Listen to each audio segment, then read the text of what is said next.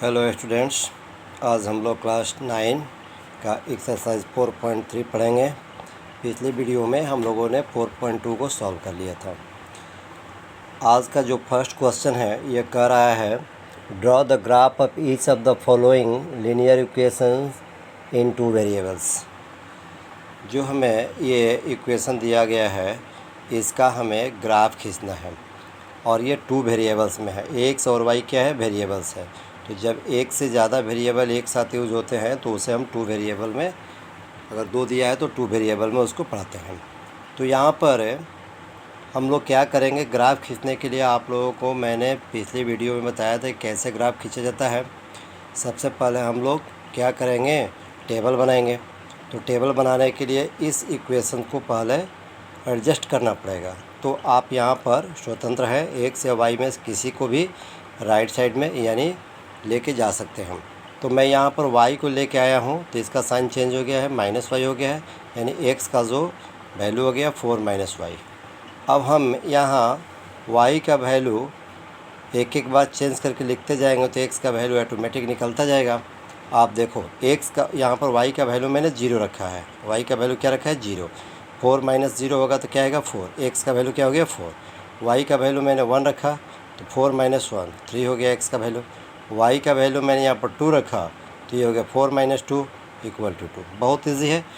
पिछली वीडियो में आप लोग ऐसा कर चुके हो तो मुझे उम्मीद है कि ये समझ में आ गया होगा। इसका 2 और 3rd क्वेश्चन मैंने छोड़ दिया है, 4th क्वेश्चन मैंने करके यहाँ पर दिखाया है। क्वेश्चन दिया हुआ है 3 = 2x + y।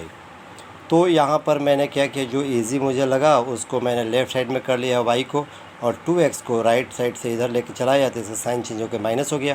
तो y का वैल्यू हो गया 3 - 2x। अब हम सिंपली यहाँ पर धीरे धीरे x का वैल्यू करके अलग अलग तरीक़े से रखे हैं। x का वैल्यू मैंने 0 रखा तो y का वैल्यू 3 हो जाएगा। पता है आपको कि 2 से 0 मल्टीप्लाई हो तो 0 होता है। फिर x का वैल्यू मैंने 1 रखा तो 2 1 ज़ा 2 हो जाएगा, 3 - 2 = 1 हो जाएगा y का वैल्यू। यहाँ पर x का वैल्यू मैंने 2 रखा तो 2 2 ज़ा 4 हो जाएगा, तो ये चूँकि -4 हो गया।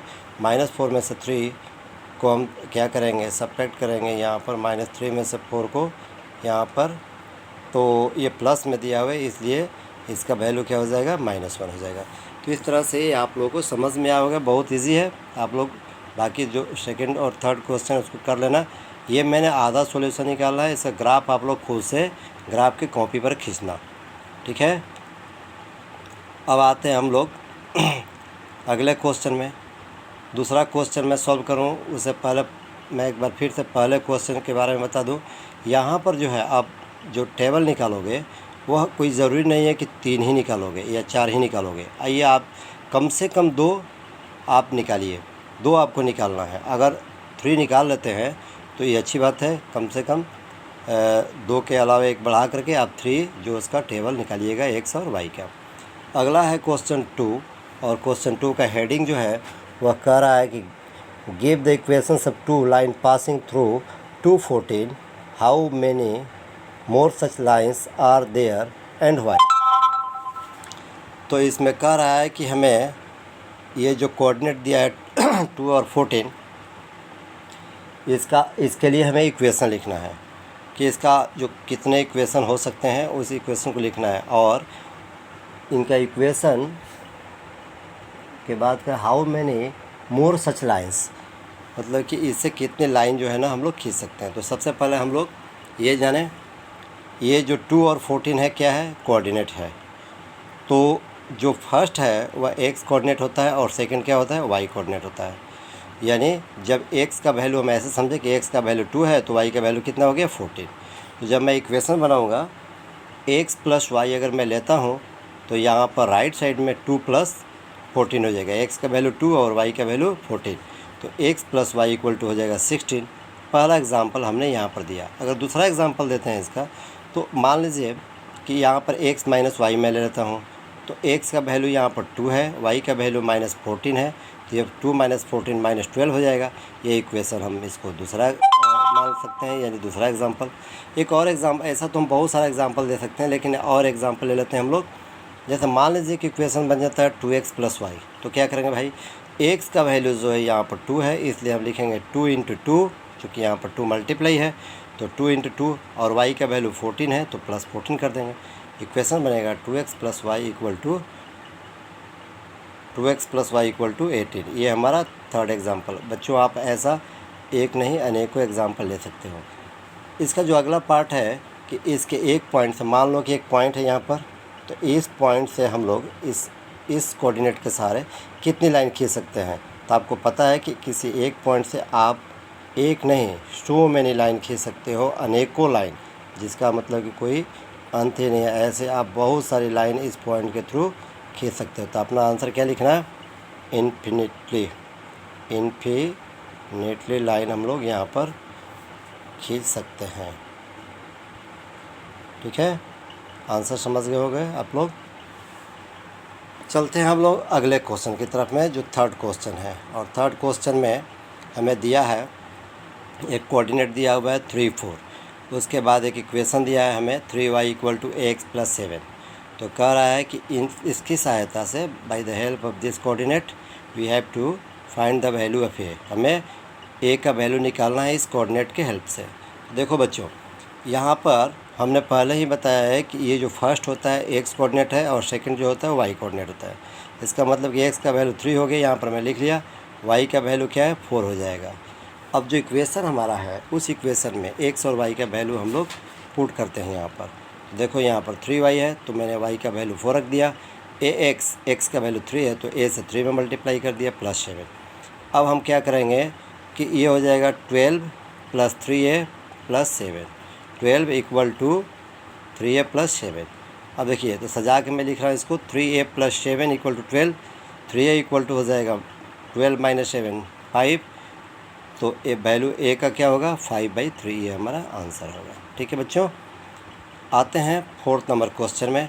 और फोर्थ नंबर क्वेश्चन थोड़ा लंबा है, इसको समझ लिया जाए। यहाँ पर कह रहा है कि the taxi fare in a city is as follows. For the first kilometre their fare is 8 kilometre, यानी पर 1 किलोमीटर के लिए किराया कितना है 8 रुपीज़ है। और जो सब्सिक्वेंट डिस्टेंस यानी जो एडिशनल डिस्टेंस उसके आगे जो कवर हो रहा है उसके लिए 5 रुपीज़ पर किलोमीटर लग रहा है। Taking the distance covered as x kilometre, यानी जो डिस्टेंस कवर हो रहा है उसको x किलोमीटर लेना है, और जो टोटल फेयर है उसको क्या करना है y लेना है।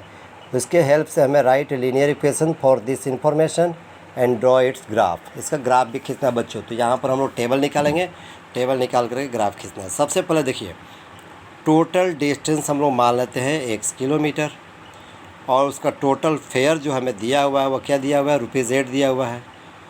तो जो एडिशनल फेयर होगा हमारा वह क्या होगा, x में से पहला किलोमीटर का तो आप दे ही देते हो कितना 8 रुपीज़ टोटल फेयर में, तो उसमें से घट जाता है, तो उसमें से हमने x माइनस 1 कर दिया। और चूँकि एडिशनल जो आप दे रहे हो फेयर वो 5 है, तो x माइनस 1 में हमने 5 का मल्टीप्लाई कर दिया, तो ये हमारा एडिशनल फेयर हो गया।